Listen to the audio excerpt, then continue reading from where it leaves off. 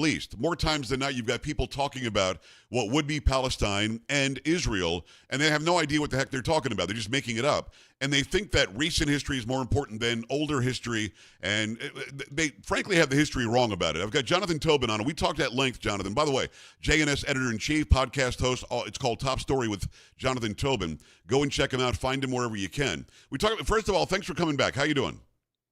Great. Happy to be with you. Thanks, Joe. Really glad to have you back. We talked about it last time, the historical area people call the West Bank, which is really Judea and Samaria. People are saying that Gaza was always Palestine, well, there really wasn't ever a Palestine. They say that they're related to the Philistines, which of course they're not related to the Philistines ancestrally. They're really people from Jordan, maybe Egypt. So that entire area, there's so much misinformation about it here, and I think in other parts of the world as well, and that foments and becomes anti-Semitism on what used to be great college campuses. So let's start from the fact that you just got back from Israel. Give me the bird's eye view, the eyewitness view, if you don't mind. What is the sense in Israel right now as far as stopping this war, decimating Hamas, and where do we go next? Well, Joe, I think there's a lot of frustration in Israel about the war. It's gone on for a long time.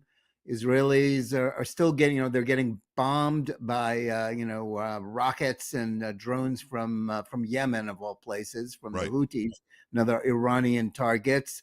Hamas is still present in Gaza, still looking to manipulate the situation, still putting out propaganda actively assisted by mainstream media organizations like the New York Times, who are still putting forward this debunked idea that there's a famine in Gaza when there's nothing, when that is already, even the UN says that's not true. Right. So there's a lot of frustration, but there's also, I mean, if I can convey anything, there's a lot of resilience. Israel's preparing right now after trying a ceasefire that was really pushed on them by President Trump in the weeks before he became president Right. back in January. They tried the ceasefire. They tried to negotiate to get the hostages released. It hasn't worked. The attacks continue. They keep trying to shoot rockets at Israel, and they're not releasing the hostages. And they have shown no sign that they're willing to lay down their arms and let that area become a place where there can be peace rather than just another, just a terrorist stronghold. So the Israeli government is preparing to send a major, they've called up reserves. There's a major effort in the works to basically divide Gaza, take over the distribution of aid, which is really important because a lot of the aid that goes in gets stolen by Hamas, to make sure that people get what they need, and to begin the process of finishing off Hamas. And, it's kind of depressing that that's still going on. It's now what, 18, 19 months since this war began. But wherever I go there, I mean, you talk to people, reservists who are having to go back in, there's tremendous resilience in Israel. I mean, I was there, it was sort of a week of sadness as the hostages are still there. There were attacks on Israel. There was arson committed by Palestinians, fires in the Jerusalem area that were largely caused by arson, but the New York Times and other mainstream media outlets just put it down to global warming, as if heat and wind are new to the Middle East. But there's also a sense of, this is our fight. We're going to defend our homes. We're not going to be defeated. We're not going to let Hamas win. Every time I go there and, I visit the areas along the border that were the sites of the massacres on October 7th, 2023, there's a lot to be sad about. As I said, the fires, drone attacks, but there's also a sense of great resilience. This is a democracy that acts. I mean, it's like the way my parents, described being in America during World War II. Right. People are ready to get to work, to defend their country. They're not going to be beaten. Sure, there's dissent. It's a democracy. A lot of people don't like Prime Minister Netanyahu, and there's always this political back and forth. But the country is still largely united around the idea that Hamas has to be defeated, will be defeated, And that's the thing I think Americans need to understand. This is a lively democracy, a people that haven't given up. They're not being intimidated by these terrorists, not by Iran, not by Hamas, Hezbollah, the Houthis. They're in this fight to stay, and they won't be beaten. It is Jonathan Tobin, editor-in-chief over at the Jewish News Syndicate. Go to jns.org, jns.org. Hamas will never allow for the existence of Israel. Neither will Hezbollah, neither will the Houthis, neither will, fill in the blank, Al-Qaeda. Any terrorist organization that is a fundamentalist Muslim organization will not allow it. These are people who believe in Islam. Is there a leadership group that you can even think of that is Islamic, that could be those who run Gaza and could coexist with Israel? Because here in the United States, we've got a lot of Muslims, we've got more Jews, we've got a lot of Christians, we've got a lot of people who don't believe in anything. But not every Muslim is doing what Hamas and Hezbollah and the Houthis are doing. So is there a non-militarized, non-anti-Semitic, I want to kill all Israelis and get rid of Israel, is there a group that would be a Muslim group that could coexist that you know of? Short answer, no. Okay. The political culture of the Palestinian Arab people is one that valorizes the war against Israel, the war against the Jews. You gain political credibility by shedding Jewish blood and warring on the West. Of course, there are individuals who don't want this. Those are the ones, and largely they've left or want to leave. Polls show that half of people in Gaza would love to leave, but they can't because the international community wants to keep them there as props in this war against Israel. Hamas wants to keep them there as human sacrifices. There is increasing dissent within Gaza. We keep hearing reports about that, but the people who do it are liable to be killed. So there is no, the Palestinian Authority, the supposed moderate alternative to Hamas, has the same ideology, basically. They're not a peaceful alternative. They're still based on the same ideas of hate. They're still fighting the same 100-year-old war against the Jews, and they still have the same fantasy that the Jews are going to disappear, that Israel's going to disappear. So, no, there isn't. And the people who come here to this country, some of these so-called students, Mohsen Madawi, who has become a media star, lionized on 60 Minutes, given an op-ed in the New York Times. He claims, he's gaslighting us, saying he's for peace and he's against anti-Semitism while calling for the destruction of Israel, which is to say the genocide of the Jewish people. And he is assisted in this with these lies about a famine, these lies that, Israel are white oppressors of people of color. It's baked into all of these toxic left-wing myths about race and ideology that are being indoctrinated in American students. That's why the effort to clean up our college campuses, elite schools like Harvard, like my alma mater, Columbia, is so important, because it's all of a general campaign. When CBS and the New York Times does this propaganda campaign, it's not just about what their opinions about what should happen in the Middle East. It's actually empowering anti-Semites and anti-Semitism, active anti-Semitic agitation here in this country. That's why, we shouldn't let this go. We shouldn't let them get away with gaslighting us this way. It's really part of the same big lie that's happening here. It's happening there. And it's part of a war against the West, not just the Jews.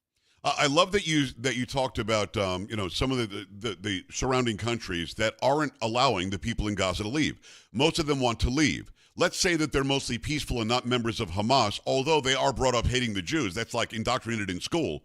I get that. But why wouldn't Jordan take their ancestral people in? Why wouldn't Egypt take them in? And there's no international pressure to make them do so. For some reason, Israel has to be the one that capitulates. Or you had Joe Biden, for God's sakes, talking about bringing a bunch of refugees from Gaza here to the United States. So why isn't there more pressure being put on Jordan and Egypt, countries that benefit by our existence in the United States?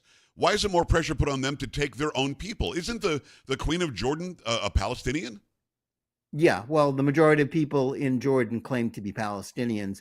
There's a reason why the government of Jordan and the government of Egypt doesn't want people from Gaza going into their countries.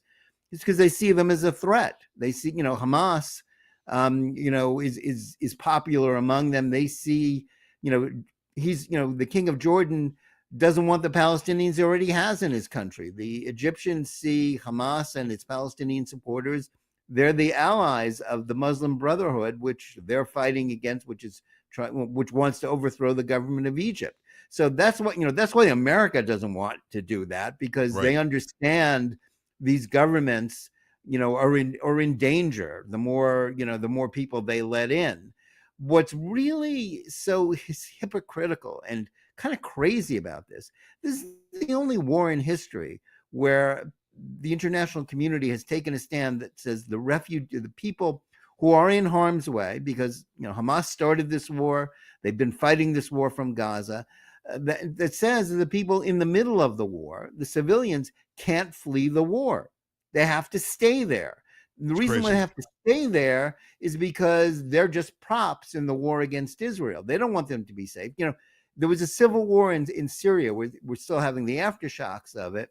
5 million Syrians left Syria. A lot of them went to Europe, and that created a lot of havoc in Europe. But no one said they got to stay there and just suffer and just deal with the war that they're in the middle of. Everybody understood, when wars happen, refugees are made.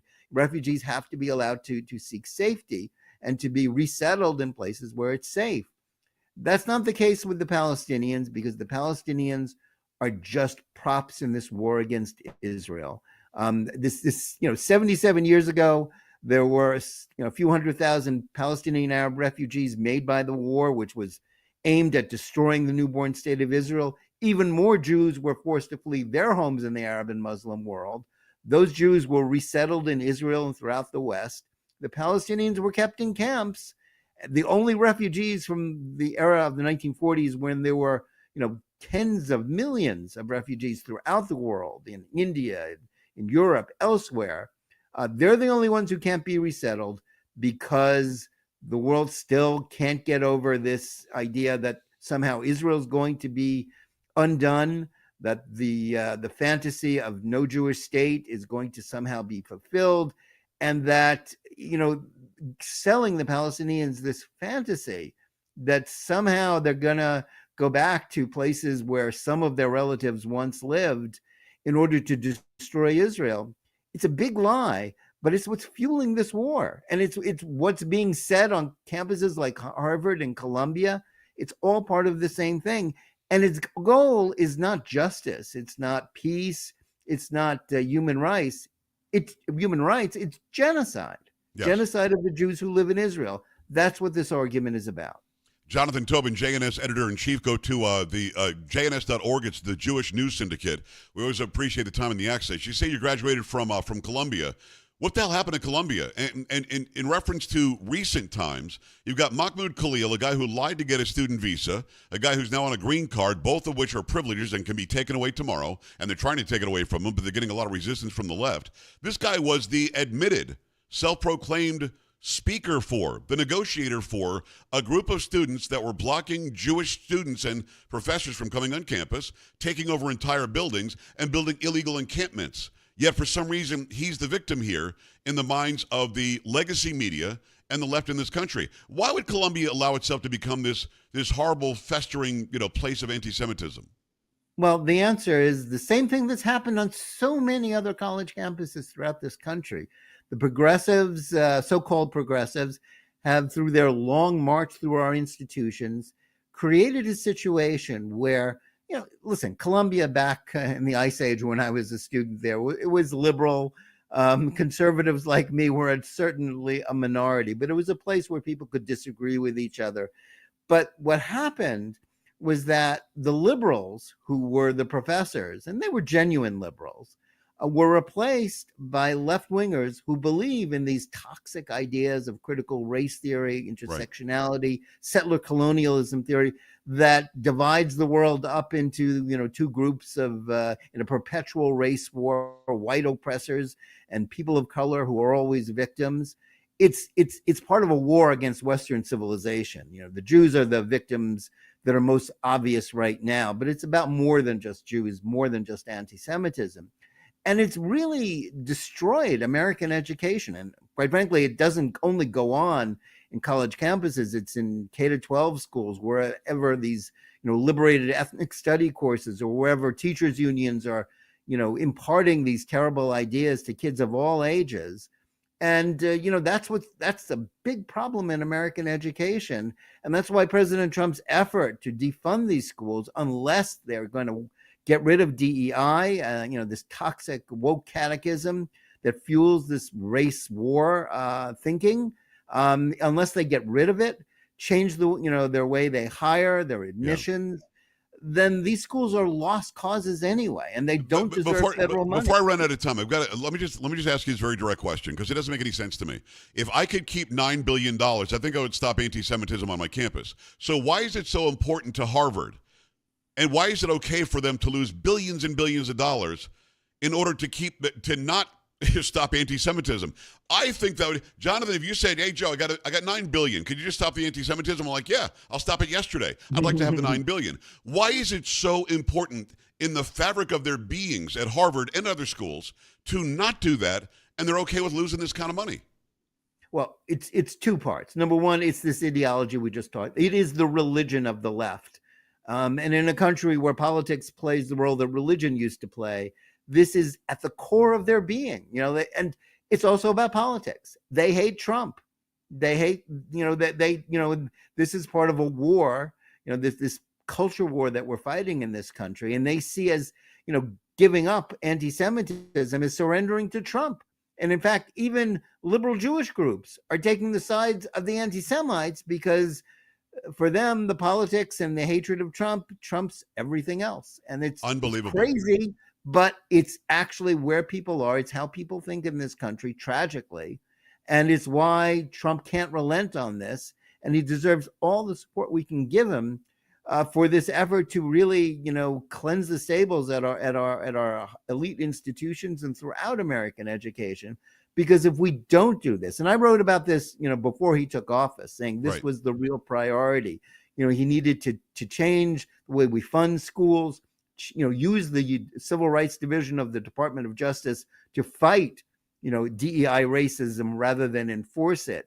This is a key issue for the future of this country. Yes, we're talking about anti-Semitism here, but it's about more than anti-Semitism. If we don't change these schools, if we don't change the way our education system is going and the way it spreads through the rest of everything else, including the mainstream corporate media, we're really lost as a country, and we can't afford to let that happen. Go follow him right now at Jonathan S_Tobin on X. Go to JNS.